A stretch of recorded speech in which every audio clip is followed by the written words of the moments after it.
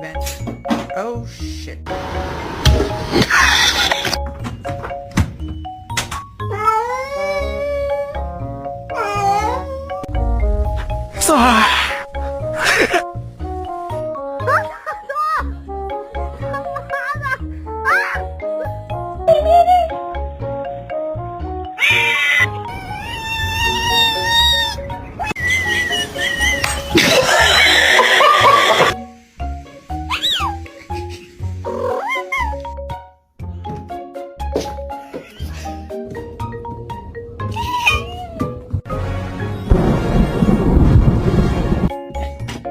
Can you hold the fucking light straight?